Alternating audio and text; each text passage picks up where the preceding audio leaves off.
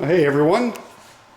So this is the box that the jet oscillating horizontal vertical edge sander, that's a mouthful, came in. So this is the box. It is quite heavy.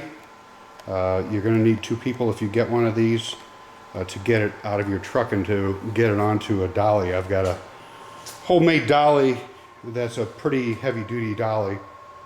I think it'll hold about 600 pounds, so it's taking everything to kind of push it around the shop. But we're going to go ahead and get started and unbox this boy and get the instructions out as usual, and we'll put it together.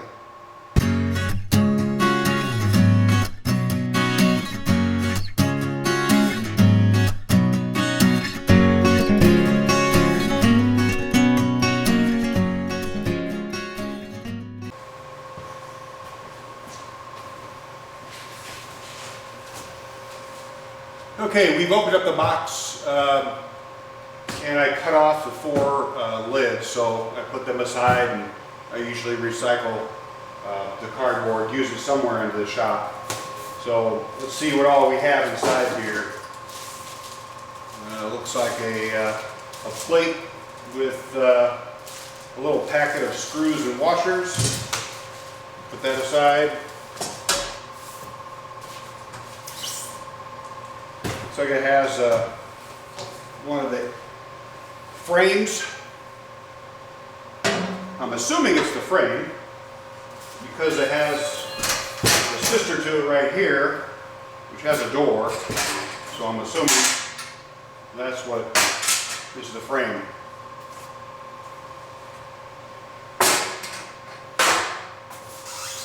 And the lovely styrofoam.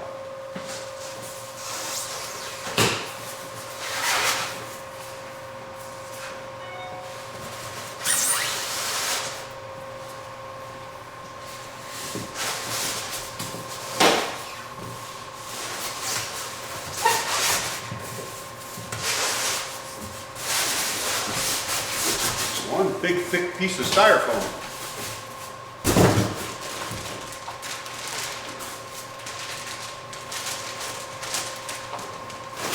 Interesting. It's got two bags.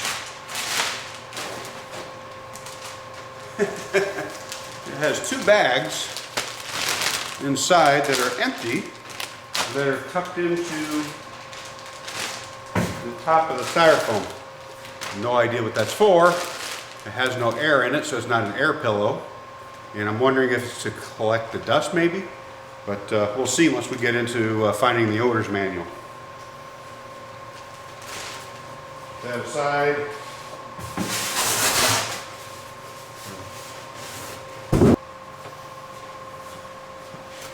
Okay, looks like we got the owner's manual.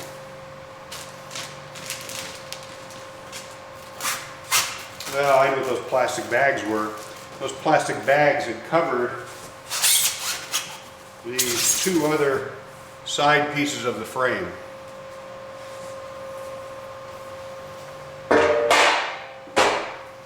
Put that one aside.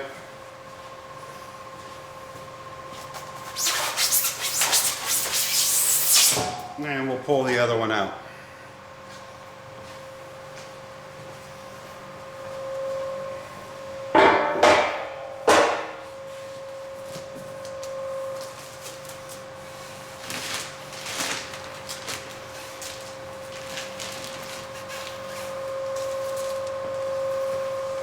Okay, so you can see the inside now. So there's the motor, and here's the table, and of course it's got Cosmoline on it, or Joy. Here's the rubber roller that's attached to the motor, and this is the slippery part of the back of where the actual sanding belt goes. That's the drive end, and of course this is just the reciprocating end. That's where you would tighten the sanding belt down to it. So it has a few other parts in here. I'm going to go ahead and get those out. and then open up the owner's manual and start reading on how I need to probably put together those to create the base, and then, oh joy, pick this thing up somehow, some way. I'll probably have to get a friend to help me and put it onto the base is what I'm assuming. So let's go ahead and dig into the owner's manual. As always, I'll walk you through on a tool talk like this, and we'll go over step by step what the manual says on how to do the assembly. Okay, so I got the manual out and I went through all the legal stuff of how not to chew on the cord, not to put your finger in a socket, and all that good stuff. So first thing I figured we were going to have to do is do the assembly of the case that this thing is going to sit on, and then the fun part is going to be lifting up the bed and the motor and getting it installed onto the case itself. So I'm going to go ahead and start putting the assembly together on the case. Inside this box there's a packet of some knobs and screws, washers, and nuts. There's some other device here, don't know exactly what it is just yet, but we'll get to it in the owner's manual. There was another separate jet knob with a washer that was in a different little package itself, so I'll keep that separate. And it looks like a stop plate or a safety guard, I think, for where the belt, the sanding belt goes around the curve, I believe. So, but we'll find out once we get into the instructions and figure out where everything goes. So let's go ahead. I'm going to mount the camera and we'll start to put together the base. Well, as I started reading the directions, they were calling for 4 rubber feet, and there was no 4 rubber feet in the package.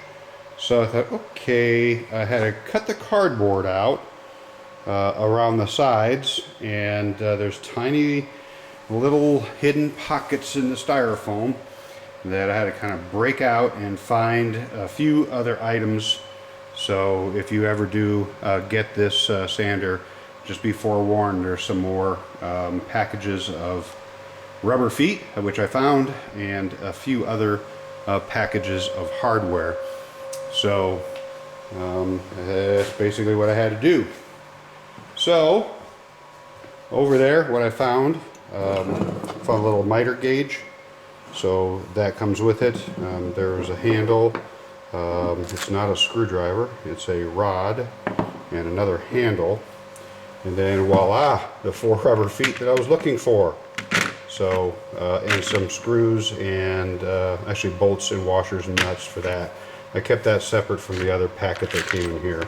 I like using this little tray. It's great. I put parts in there that way I don't lose them, they don't roll off the bench. And then, I'm not sure everybody does what I do. You always have leftover nuts and bolts from many different things. I just put them into jars.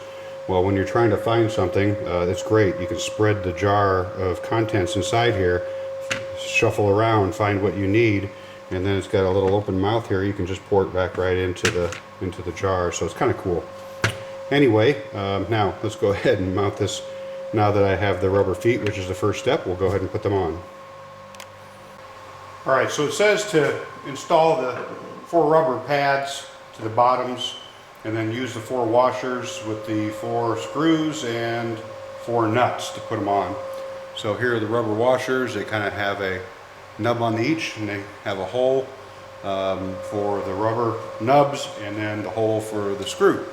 So put them in.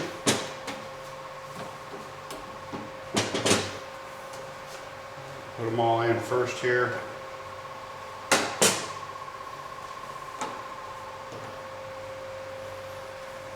We'll say they're pretty heavy-duty rubber pads. So we'll put the screw in, put a nut,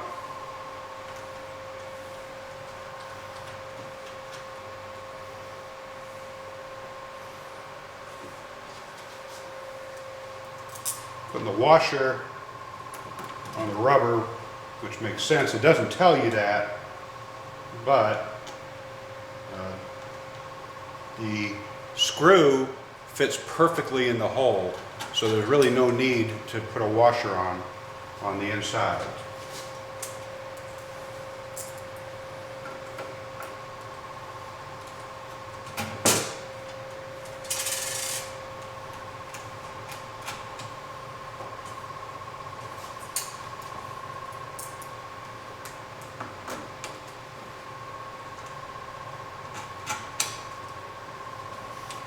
Okay, so I've realized that these are 12 millimeter. Of course, it's metric, not imperial, but they're 12 millimeter nuts and bolts. So I got my 12 millimeter wrench and also my 12 millimeter socket set out for the rest of the nuts and the bolts. They all seem to be 12 millimeter.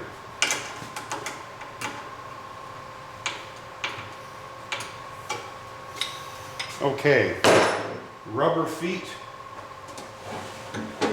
are on. Okay, that's done. So next step, it says attach the side panel C, which are these two sides, to the front panel D, which is the panel that has that little door hatch I showed you, with 4 5/16 by 5/8" hex cap screws, 8 15/16 flat washers, and 4 15/16 block washers, and 4 15/16 hex nuts. Hand tighten the hardware to this point. I like how they keep calling it a 5/16. You can use 5/16 sockets, but there's a lot of play with it. When I put the 12 millimeter on these nuts and bolts, it's a perfect fit. So it really is a 12 millimeter sizing. So we'll go ahead and set these sides up and bolt it together.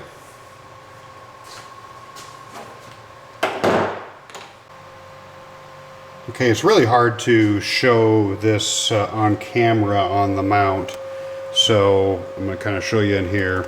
This is the how they get assembled together.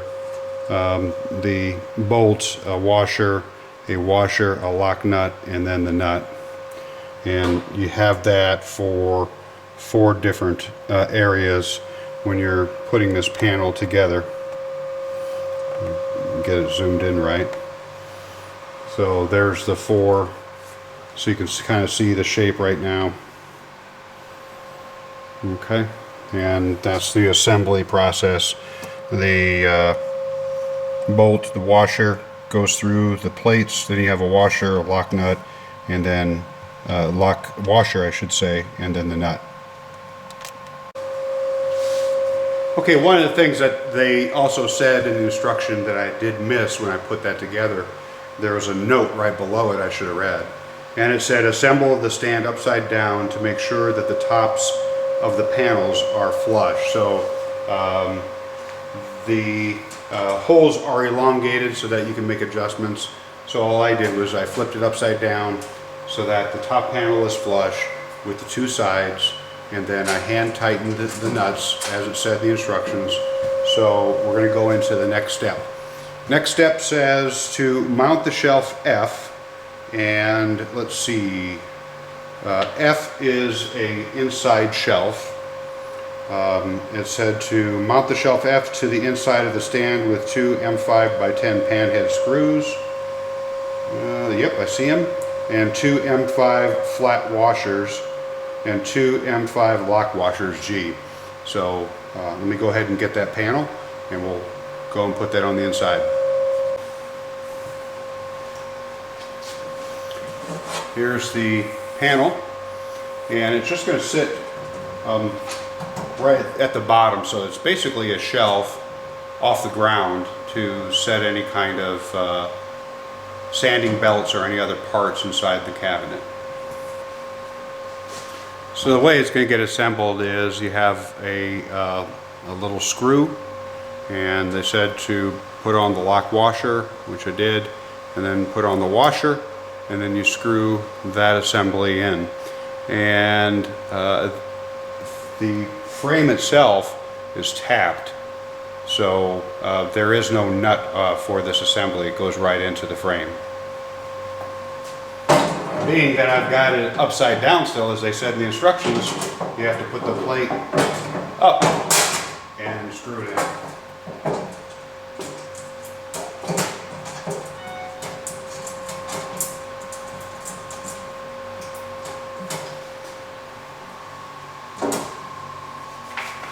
Okay, so next it says to finish the stand assembly by attaching the rear panel H, which is this panel that's going to go on the back right in between here, to the side panel C, which these are the side panels, and use the 4 bolts, nuts, flat washers, and locking hex nuts.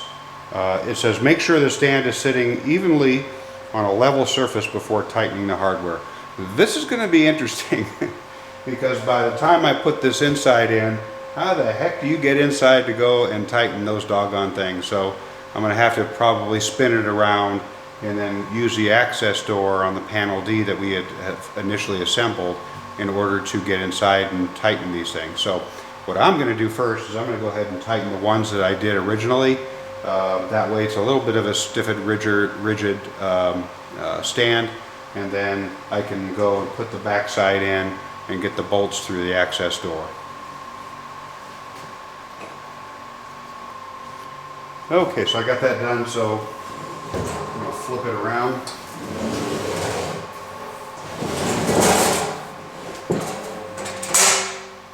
I can open up the inside panel.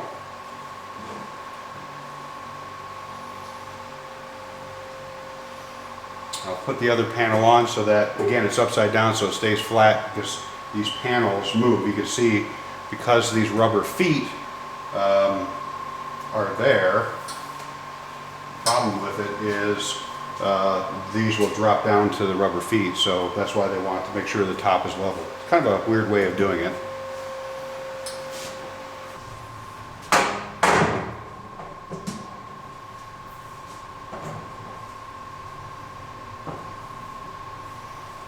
Okay,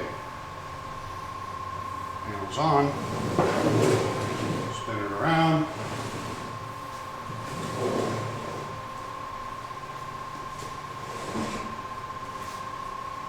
We'll go ahead and do our assembly.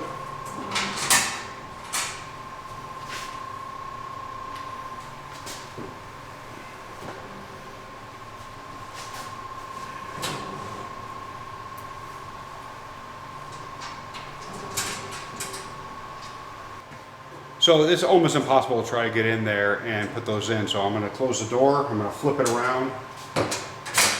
I've tightened one bolt on the inside corner just to try to keep it flush. So now I'm going to flip it and then I can get it from the top. Much easier if I didn't drop the washers.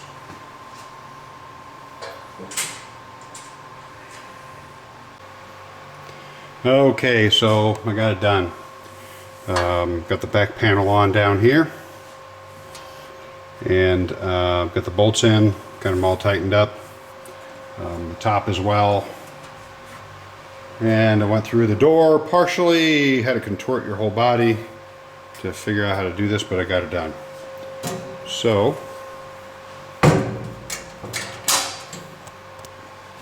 step back here.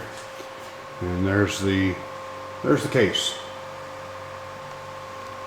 Okay, let's read the instructions, see what's next.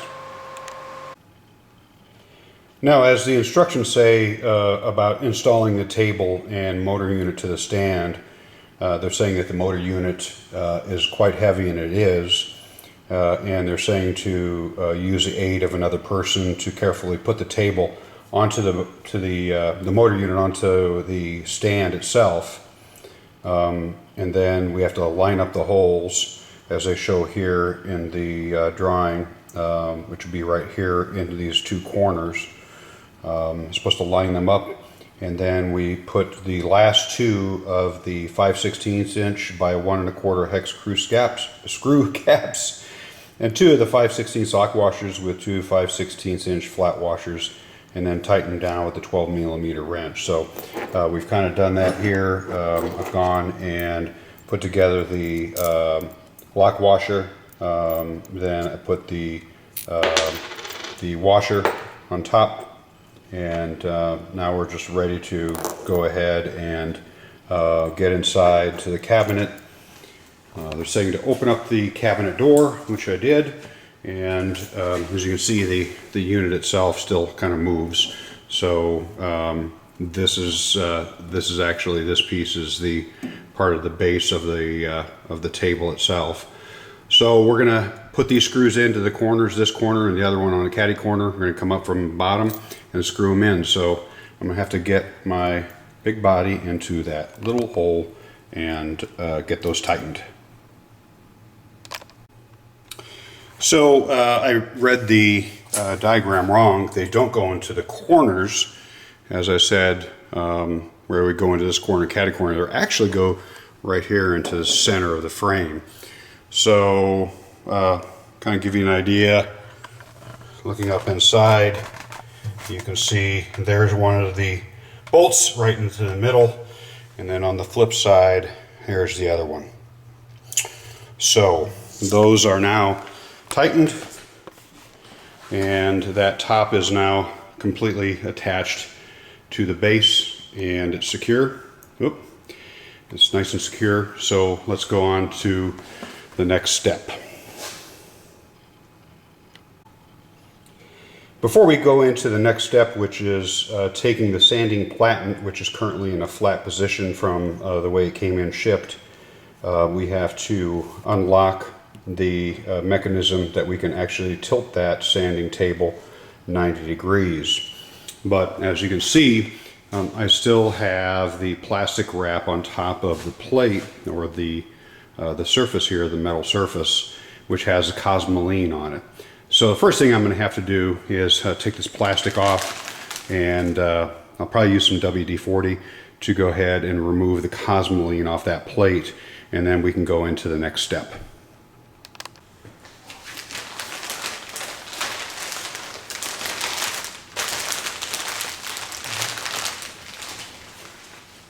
Okay, before I put the WD-40 on it, I want to kind of protect this back sanding plate.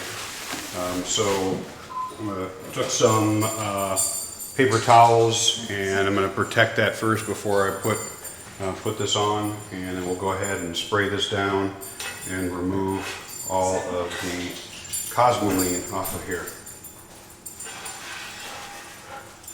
I'm going to remove these sliding T-nuts first.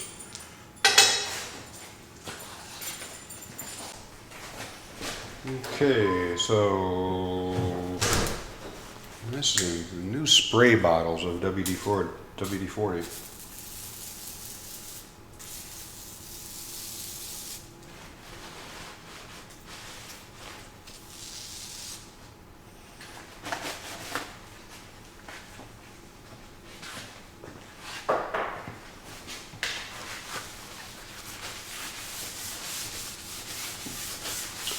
WD-40 has always seemed to be the best type of chemical that I've used to be able to remove cosmoline from shop equipment or any kind of equipment. It seems to really break down the cosmoline. And it gives it a nice protective surface. It seems to come off pretty darn easily. I'm going to do inside the track.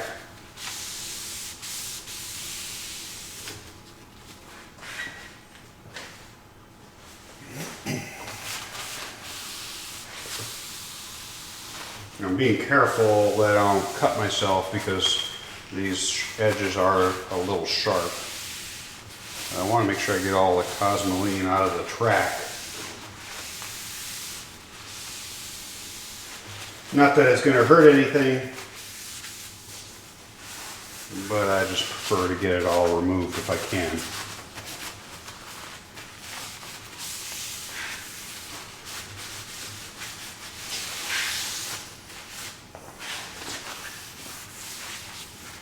Okay, so got the Cosmoline off, and of course I dribbled some WD-40 on the floor. You want to make sure you get that wiped up because that can get pretty slippery on a floor.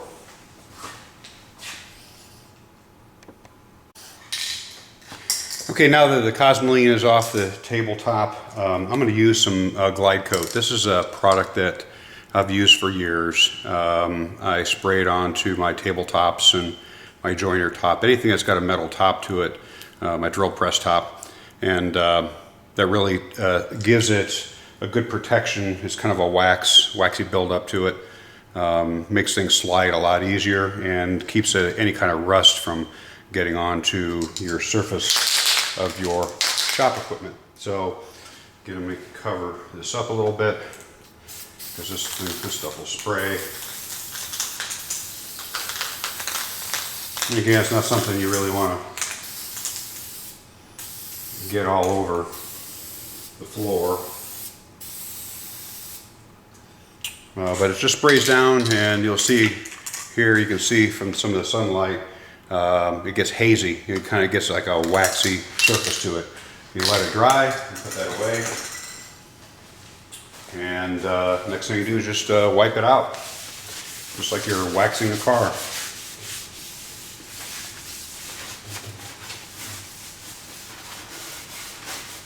It has a little bit of a feel of the Cosmoline. It kind of draws it out a little bit when you do this, but that coat of wax will really make this nice and shiny and slippery. And I'm using the paper towels here, and then probably what I'll do is I'll finish off polishing it up a little bit with a cloth. And there you go.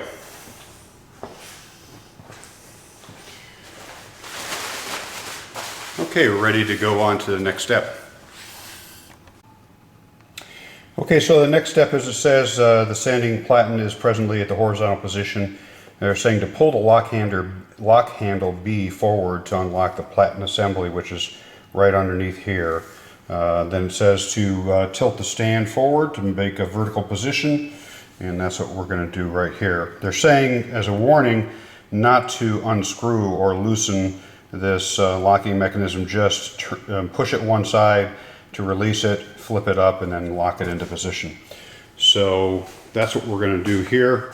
Again, this table is going to go up 90 degrees, and we move the cord out of the way here, and here's the locking handle that we're going to move to go and unlock, which locks this swing arm for the motor and back table assembly. So let's go ahead and do that.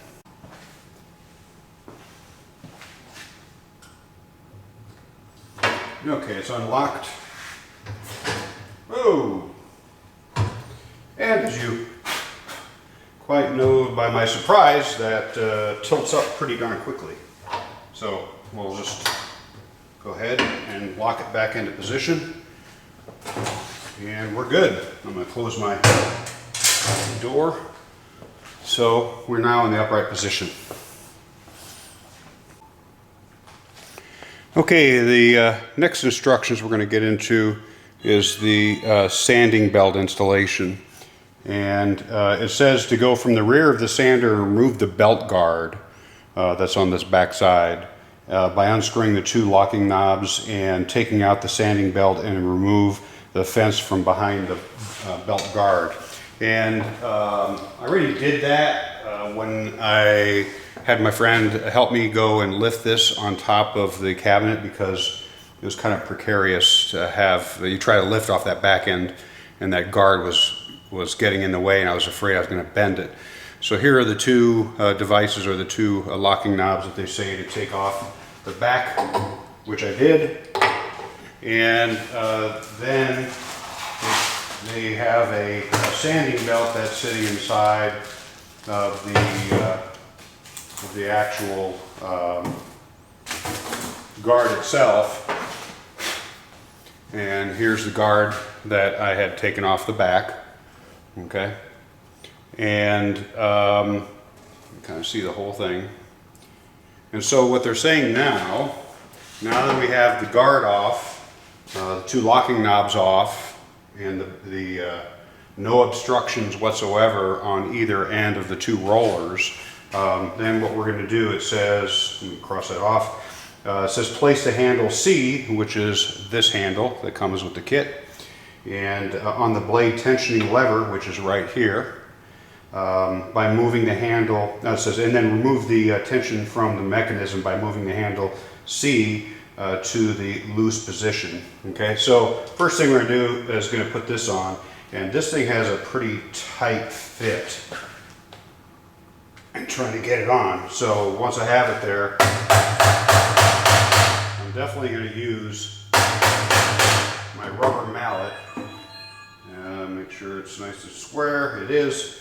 Use my little persuader here to get that to get on without getting a hernia trying to push it on. Okay, so we got the handle on, and it says to move it to the loose position, which is that direction. So we're going to do that. You can see this handle is moving. So loose position pulls that roller in, so now you have a actually a shorter distance between the two rollers in order to get the sanding belt on.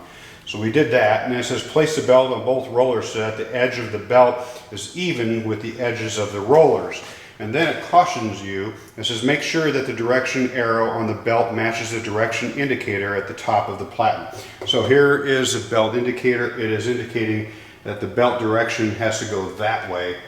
So we want to make sure when we get our belt, which we have, which came with the sander, and it has belt arrows, and so you want to make sure those arrows are going in the same direction as this arrow. So, and this sanding belt that they give with it is a 100 grit, made in Germany, J-Flex. So we'll go ahead, and I want to make sure I get my arrow aligned right. And so now, okay, this is the way I need to turn it around. Okay, now I got my arrows pointing in the right direction. And I get it onto one end. And let's see how easy this is going to be to get her on. That's on that end.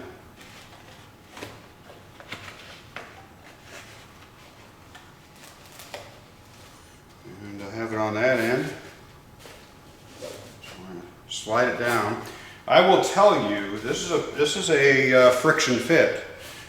Even though it says to bring it down to the loose position, boy, I'm telling you, that loose isn't that loose. So it says to bring it down until the belt is actually centered on both rollers. And there you go. They're now both centered on both rollers. I'll go ahead and take it out here and kind of show you. So this belt now, as you can see, is at the top, and it's probably a little bit too high, so I could probably bring it down just right about there. So now the distance in the top and the bottom are about the same. You can see that it actually went inside back behind the table. And we'll look at this roller. This is the rubber neoprene roller, the drive roller, and that looks pretty good there too. Okay. So the next step, it says, is to right here. Let's go ahead and tighten. We're going to tighten the belt by moving the tension arm to the C position, to the tight position, and then rotate the belt by hand in the direction indicated by the arrow at the top of the platen. If the belt tracking needs adjustment, see belt tracking on page 13. So let's go ahead and let's do that. We're going to go ahead and take this off. And now we're on tight. I'm just going to move it around a little bit. And we'll see how well she tracked. Actually looks good. That's exactly in the same position I had it when I put it on. So it probably went up just a little bit up here. So we will most likely get into, yeah, it's starting to come up a little bit over here. So we'll get into the tracking.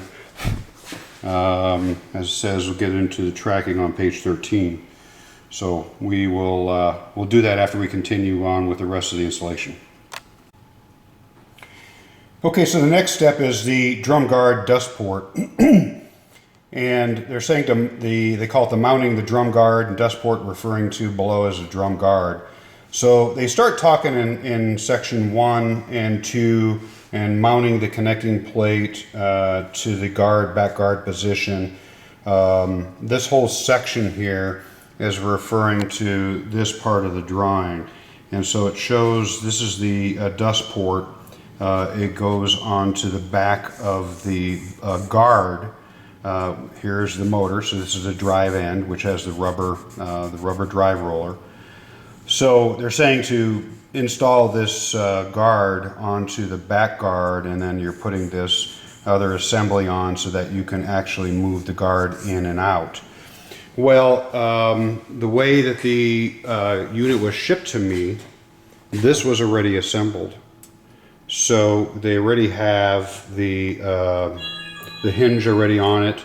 They already have this bracket and the 2 screws. So what I'm going to do is I'm going to go ahead and attach that to the back, this guard. I'm going to attach that guard back onto the back here to these 2 brackets to protect this backside so that we can continue on with the assembly.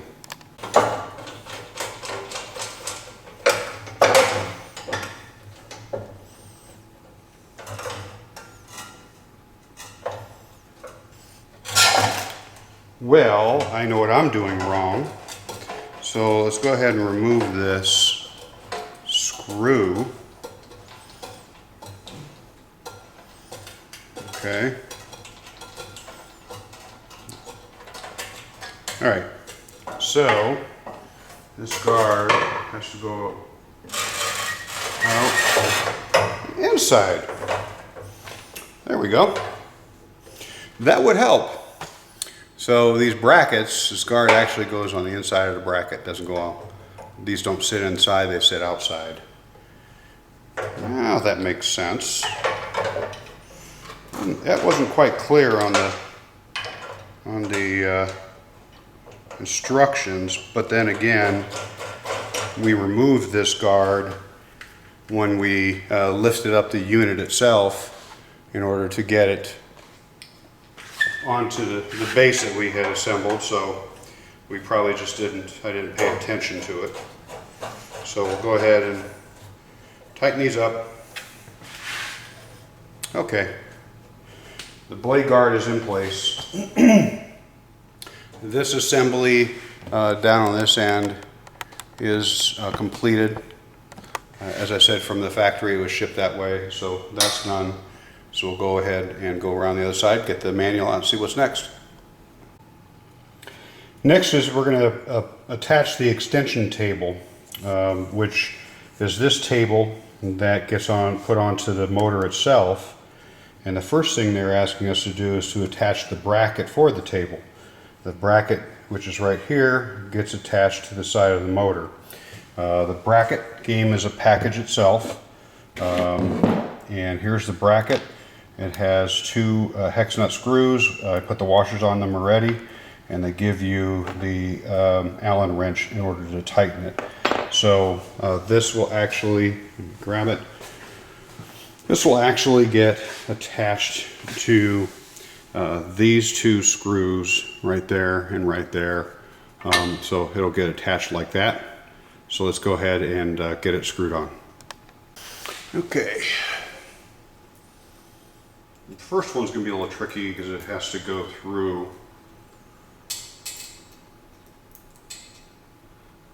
the hole here. So I'm going to do that first. There we go. So at least I got it through. And I'm going to attach it that way. Easier than trying to line them up.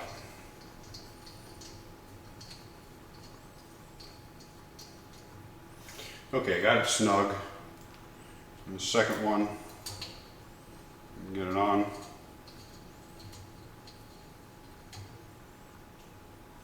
All right, now I'm going to tighten it. And I'm going to get inside here and tighten this one. And what I might do, let's go ahead and grab a set of pliers and tighten this up just a little bit more. Being that this thing is going to be holding that table, I want to make sure it's nice and snug. If I can do this without pinching myself. There we go. Perfect. Okay, so the next step on the extension table, now we have the bracket on, is to basically go in, and they're saying to slide the shaft of the extension table into the bracket position, and then you put it in position, use a lock nut. So what they're saying here is we have this now attached to the motor. Now we have to attach this rod to the table, the extension table, and then we slide it down through there, and we use a locking wheel, which is one of these, to go ahead and tighten it. Okay, so we have more Cosmoline cleaning to do. This is how the table comes plasticized and full of Cosmoline, so we're going to go ahead and unwrap it, clean it up, and do the same thing with the shaft. Okay, now that we got the Cosmoline off the other side of this table, which was a bear to get off, it wasn't hard to get off, but it's all along the sides, the edges, so you have to get it off everywhere. The shaft had Cosmoline on it too, so I got that cleaned off. So you can see the shaft does have a flat surface on one side. If I can get it focused here. So based on that flat surface, you want to put the flat surface where the screw is, and the bolt and the nut was already on the table itself. So I just tightened it to number 12 millimeter. So I just tighten the bolt, and then I tighten the nut onto it so that the bolt doesn't loosen, and the rod is in the table as instructed in the instructions. So now we'll go over to the sander, and they're saying to put the shaft inside of this bracket that we had bolted on earlier. But as you can see, there is a problem because the dust port's in the way. So when you have the table on to this end, the drive end, they're assuming you're using the sander basically as a drum sander. So that's why they have these mechanisms here. You just loosen this up, and you can actually slide the guard away, tighten it, and as you can see, you now have a direct clearance to put this table on. So let's go ahead and get that put on. Okay, here's the table. So obviously you want to place this table in so that the drum goes around the circumference of that hole they have in the table. So we're going to put the table down, and that's how it fits inside. Now they're saying that you use a locking star wheel to hold the table in place. Now they gave me, I still have like 4 different star wheels. Not sure what they all go to, and it doesn't say which star wheel to put on, so I'm assuming it's the one with the shorter. So let me go ahead and get it. So of the 4 star wheels, I have 2 that have the shorter bolt, and I'm going to assume that's what this one is going to be, because 2 of them are shorter. It looks like it's probably 1/2 inch. Then there's another one that's 3/4, and then one more, it looks like 1 1/4. So it doesn't say in the instructions, so I'm just going to assume that it's the shorter of the one, and it works, but it doesn't need a washer. Put it up here, you can tighten it, Get into position. And obviously, there we go. So why the table was moving is because I had the table too high, and it was actually, the shaft was above this locking star wheel. Now the locking star wheel is in place, and you can use this as a drum sander, okay? And you can bring the table down, out of the way. I'm going to assume, no, wrong assumption. So you cannot close, let's see if I can get this in here, you cannot close this guard around this drum by keeping the table still intact in position. So when you want to use it for a drum sander, you bring your guard out of the way, put your table in, and you can use it as a drum sander. When you want to use it strictly as a belt sander, then you remove the belt, you put it safely out of the way, tighten this knob so it's not loose, so you don't lose it, and now you can go and put your guard back on, tighten that knob, connect your dust collection system, and you should be good to go. So we have that part of the assembly done. Let's go see what the manual says to do next. Okay, one thing I noticed was another guard that was here, and I don't see any instructions to it.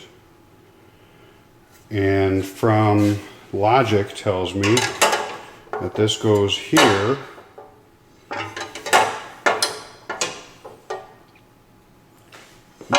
Ooh. As if I don't drop it.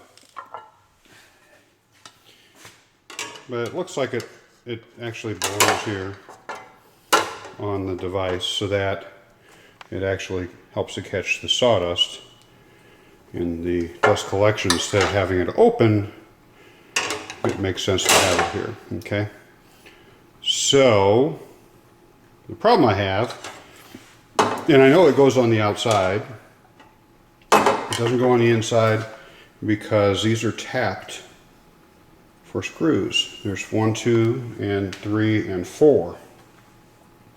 The problem is they didn't supply any screws to go with it.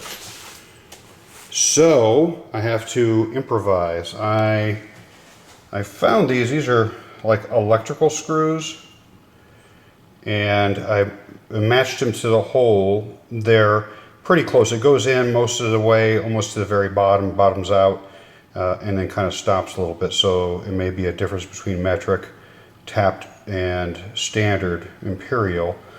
But what I'm going to do is I have with my electrical pliers, I have a screw cutter here, and I'm just going to go ahead and screw these in and cut them short because they're pretty long.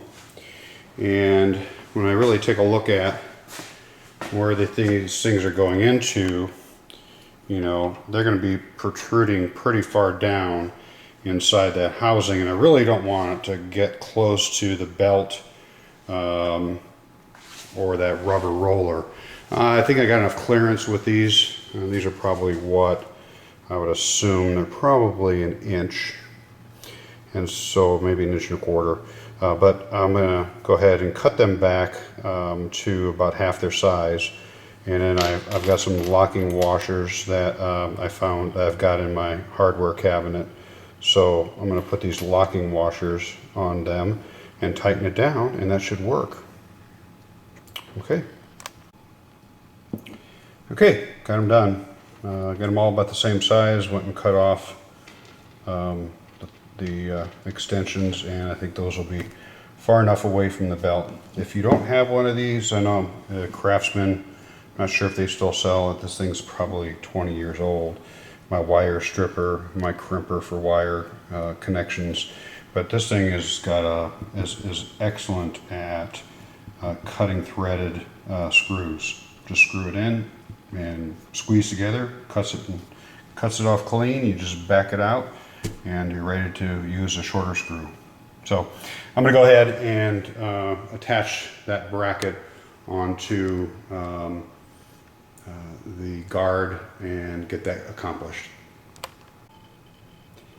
Okay, the next section on page 11 of the book of the manual, it goes over the electrical specifications. It goes over grounding, 115 volt operation. And then there's also an option to go into the motor and change the wiring to be 230 volt, which can be nice if you have the power, and I actually do have 230 volt here. But I'm gonna run it at my 120 or 115 volt. So I think I'm gonna leave it there. It covers further on extension cords if you have to use an extension cord. As I said, I'm gonna be plugging it in to a 120 outlet. I'm sorry, 110 outlet, and then you can see I'm stretching an extension cord. They don't give you not extension cord, the cord that comes with the machine, the sander itself. But this is actually going to get placed right here where my dust collection port is located. So I won't have a need for utilizing any kind of extension cords. And now it's going to go into some adjustments. So it's talking about the sanding Platen or sanding Platen angle adjustment. And that's just to verify the stop points, to making sure that this figure 10 shows the back sanding plate flat, but when you bring it up to a 90-degree angle, then you want to make sure that it's a true 90-degree angle. So I'm going to go ahead and get ready to double check mine to make sure it's at 90 degrees.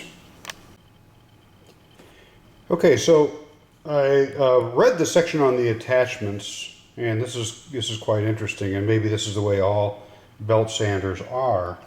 But it's basically telling you, okay, to adjust this back platen, what you have to do is you loosen up the knob here, and you put your hand on A, which is back platen. You go and put it at the angle you want. You use a combination square to set the angle, and then you lock this back in place. And I thought, well, it can't be that. It must have a stop for 90 degrees or something like that, and it really doesn't. So here's the knob that you use to lock or unlock the back platen, or the sanding pad, to go out or in. And when I brought it all the way up to what I thought was 90 degrees, it was really actually way off when I used my square. And so when I looked to see if there's a stopping point, there really isn't. This is the only stopping point that there is, and this is the locking nut and washer that goes to the other side of this locking device, this cantilever locking device. So that is it. So I guess that would be from a design feature that you can have any angle that you want to create on this sander. I guess that's what it would be for. But I really would have liked to have had some sort of a hex bolt stop position, so that when you bring it back to 90, it's always at 90. And then you can micro adjust a hex bolt to go and, to make any kind of adjustments to your angle. But at least with this sander from Jet, it doesn't have that capability. So, and I looked all the way around on the backside, and there's absolutely nothing. There's adjustments on the backside, and these adjustments are to adjust the angle of the motor, and I don't want to mess with that. At this point, there are instructions to go further into that. So that's if you have this, again, I can only speak to this one, Jet, because this is the one I have. If you want to get a 90, you better make sure you have your square up. You better make sure that you're looking in and you have a nice good 90-degree angle when you reset that sander every time you use it. At least that's what I intend to do. I'll go and just double check my 90 every time I use it, so that I'm not sanding something out of square. Okay? And oh, by the way, while I was looking around on the back side, just to confirm your machine, if you bought one, down here it does confirm my machine is set up for 115 volt. Okay, so and that's where you would make the changes to go to 240, okay, or 230. All right, so what's next on the agenda? It talks a little bit about the Platen lock tension adjustment, which is that rod that tightens that angle. If you put it into locking position, you find that it's slipping on you, they give you instructions on how to set your Platen flat, and then just take I think it's a 14 millimeter, what's it say? Yeah, 14 millimeter wrench to go and turn that nut a turn or two, and then that'll help to tighten up that locking mechanism. Next section on page 13, it talks about changing the sanding belt, which is pretty simple on this machine. First you have to remove the knobs, loosen the knobs on the back, take the back guard off. Here they're showing that the dust guard is off, but as I showed you earlier on the machine, you just have to swing it out of your way. And you lift this up and remove it, and then you take that handle and you move the handle to the loose position, and then you can pull your belt off. Okay, so it's pretty simple to do. Let's go ahead and do it. Okay, first thing I'm going to do is take this and move it out. I'm going to get behind the sander. And I'm going to probably go ahead and lock this in place so it doesn't wobble on me. I mean, you get it somewhat tight. And then on the back there's two star wheels. Loosen the star wheels. You can lift it out, and voila, your guard comes off. And all you have to do is, as I said, grab this handle, move it over to the loosening position, and then you can remove your belt. And it's literally that simple. Putting it back on. Just make sure you got your washers set in the proper position. I'm going to back these out a little bit more. Okay, it slides in. Tighten them back on. They're tight. Loosen up this adjusting rod. And let's see here, get around the front side. Okay. Okay. And we'll go and tighten them down.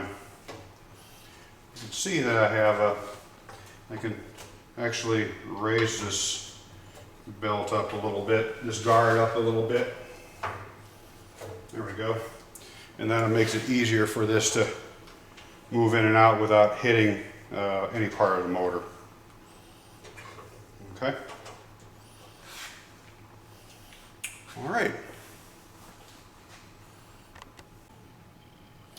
Next, we're going to get into the belt tracking adjustment, and it kind of talks a little bit about how do you perform the adjustment if your belt isn't tracking properly. In other words, this belt, it's meant to oscillate, so that belt will go up and down on your roller, but it should never go above your silver roller or below it as it oscillates. If it goes too far up or too far down, then you have to use this method to loosen up the nut A, that's a locking nut, and then you use B to go and make the necessary adjustments.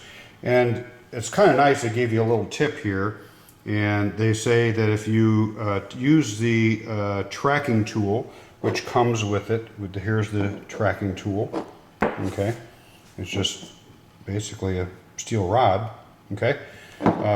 They say if you move the tracking tool away from you, raises the belt on the drum, and towards you lowers the belt on the drum. So away it'll raise. So one of the first things I did is I plugged my machine in, And turn it on, and I can see that my belt is actually tracking below. You can see the gap here, and I feel it's right on the edge, but when it's oscillating, it's actually going below. So let's go ahead and turn it on and look.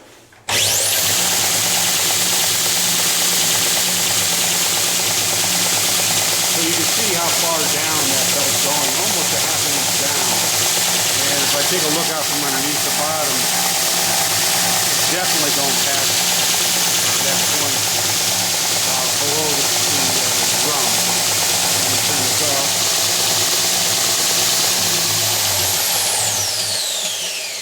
So we're going to have to make an adjustment. So let me put my camera on tripod, and we'll go ahead and make this adjustment. Okay, first thing I'm going to do is I'm going to unlock my lock nut here. I know that loosens it up. And I'm going to turn on the motor, and it said if you push it away, it makes it move up, which is the way we want to go. So I'm going to turn it on and make some small adjustments.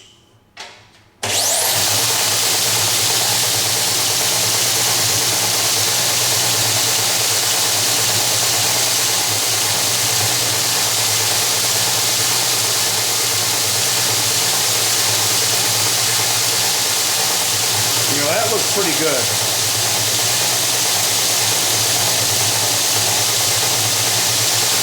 That adjustment looks really good. I'm going to lock it in place.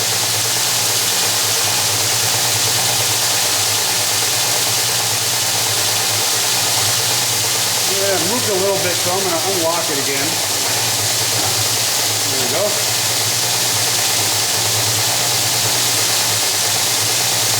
I'm going to move it away from me again.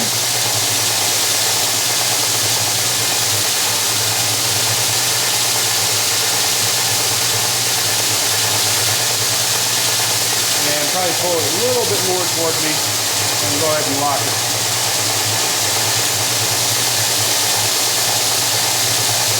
Oh, it's greasy.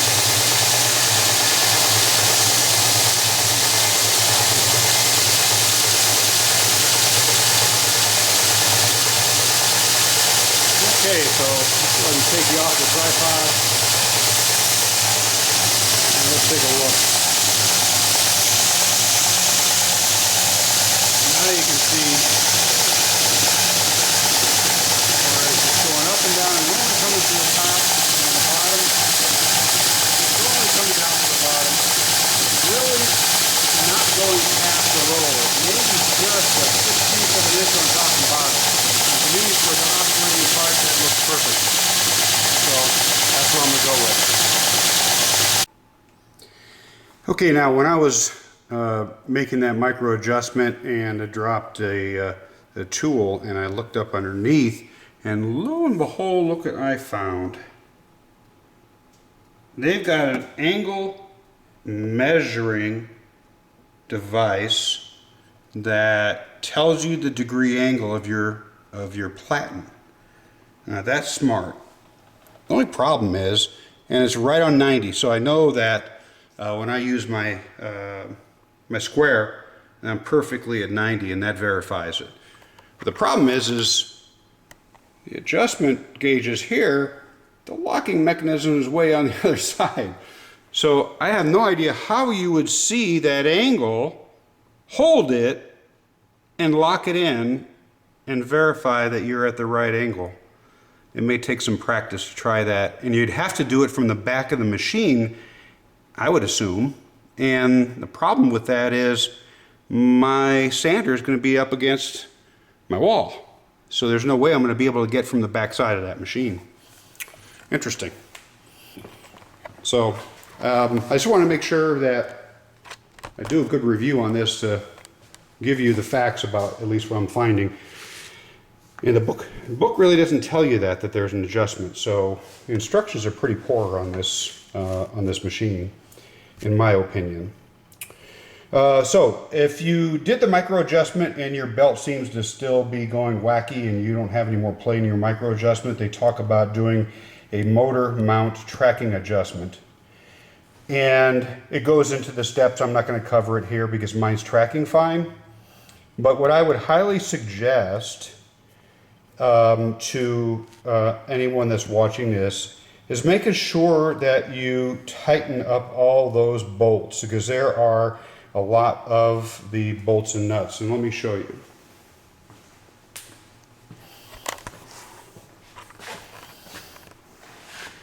So when I come over along the back side, I can get out of here. When I come on the back side, you'll find a bolt here and a locking nut, a bolt and a locking nut. You see a bolt right here. There's another bolt right, or nut and bolt here. Here's the other side of them. So there's 4 of them here, here, there, and on the other side. Those all have to do with the mounting of the motor to the machine. And I haven't checked mine to see if they're loose, but being that it's a vibrating piece of equipment, I intend to go through that and make sure that all those nuts are tight and that there's nothing loose when I get going and working on this machine. Okay. Next thing they talk about is table adjustment. And you can actually raise and lower this table to your sanding belt. And why would you do that? Well, you know, some people like to have it a little bit higher. If you're only doing thin strips, you will use this area of the sanding. Even though it oscillates, you'll use about, you know, maybe 1.5 inches of it. But you don't want to just throw the belt away. You can lower your table and have more belt. Lower your table, have more belt. Lower your table, have more belt. Or do the opposite, start from the bottom. And once you feel like the sandpaper has been worn away, you can bring it up higher, you can bring it up higher, you can bring it up higher. And these are pretty easy. You got a knob underneath here, and you have another knob right here. You loosen those 2 knobs, and you raise the table. So that's a pretty simple adjustment. Next, they go into basic operations, and they talk about horizontal sanding. So you can set your sander up to do horizontal sanding. And you lower the platen, you unlock that knob underneath, you lower the platen flat, lock it back in place. And then they have an edge guide, if you will, to put onto those T-nuts that were in that track. And also, they go further into showing on H, there's a stop here so that if you are doing sanding on a piece and you're laying it down, and let's say you're using a safety grippers like the Grip Right, that it doesn't get sucked into the chute. I'll go over all this and show you how to do this once I put the camera on a tripod. But let's remember back when I said I had 4-star wheels.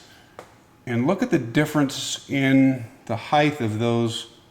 Make sure I get them focused here. Yep, look at the height difference. So now I have 3 different ones. Now if I'm supposed to use 2 to actually put on here, that tells me that the one that I used to put the end table on was a short one, so I need to use that short one and this short one for that table. So what I'm going to end up doing is coming over here, and since I have the table off, I'm going to go ahead and just unscrew this.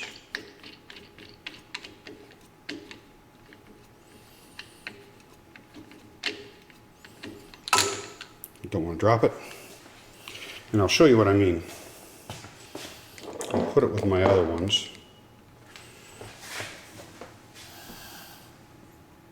Okay, now you see the difference. So now we have 2 that are the same height, and those 2 have to go to that. So what do I put on the other side is the key question.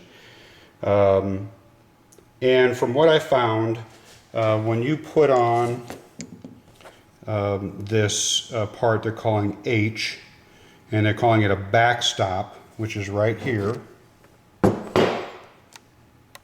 That's the backstop.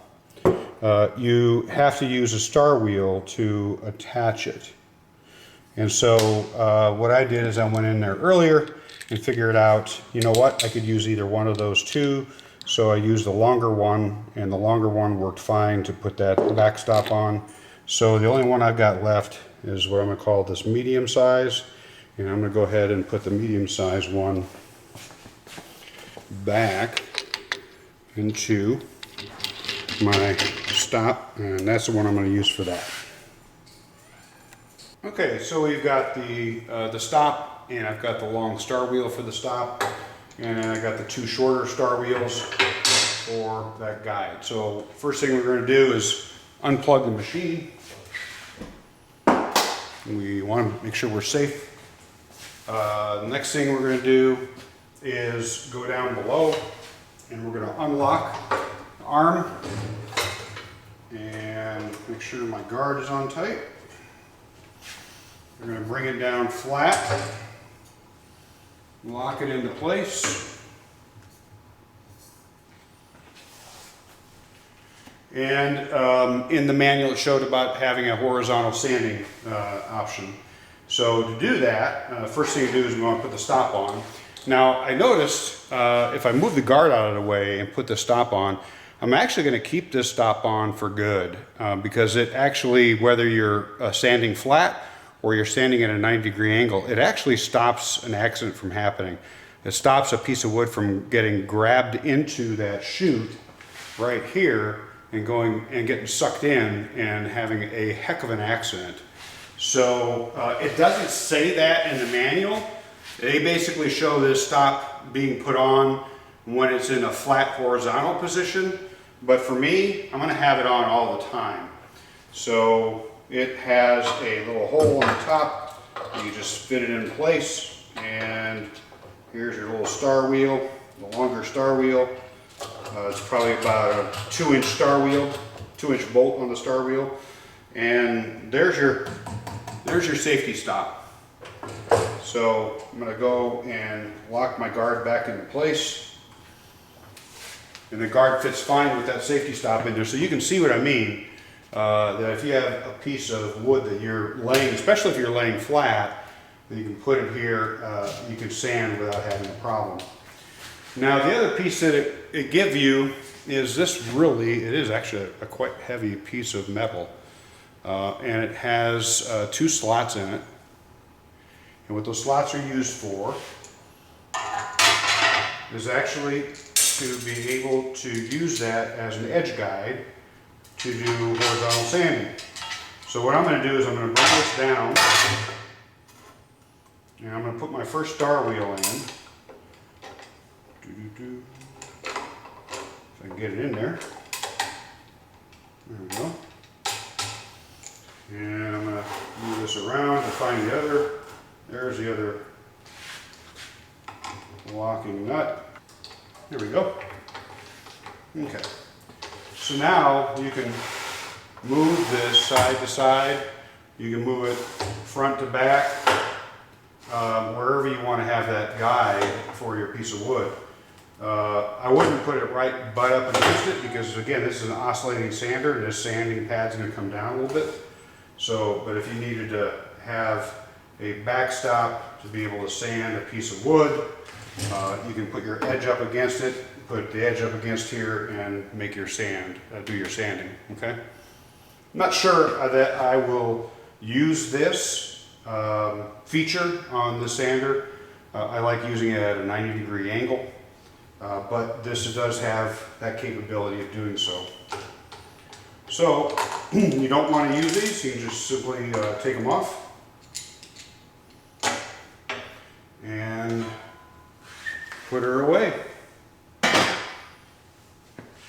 What I'm going to do, since I doubt I'm going to use that, is I'm going to take those nuts and secure them to my star wheels just so I don't lose them. Okay, and I'll put those aside. Now, pretty simple to go and bring it back up. You unlock the arm, bring it back up to your 90, Again, for me, I would then use my angle and test to make sure that it's truly at a 90 degree. Use my square to make sure it's 90 degree. Okay. The other little device that they give you is your little miter gauge. It's a pretty simple miter gauge. It does have a couple of features, and it's adjustable to different angles. So as you can see, they have little stops here that you can flip this little stop up and continue to rotate, or put it down, and this little screw, it has an adjustment that you can put on it and fine-tune your angles of 90 and 45 on either side. Okay, so, and this simply sits beside the track. Okay, and it has slick on the very bottom. It has a locking feature, so you can actually slide this in, get it into that track. This kind of got a keyway. There we go. And when you lock it, that doesn't go anywhere. So actually, that's kind of a nice feature on this. You can still make your adjustments for your 90s, lock it in place, and do your sanding at whatever angle that you want to do a sanding on. So that's actually kind of nice. Or you can loosen it up a little bit, and if you have the need to, bring it back and forth. Okay. So again, nice feature. I do like that feature for the sander. Okay. Okay, that's it for the manual. Everything else is a troubleshooting guide and parts manual. So we just finished doing a installation, assembly, if you will, of the Jet Oscillating Edge Sander, model OES 80CS. So here it is, now fully assembled. Understand what all the parts go to, and actually runs quite well.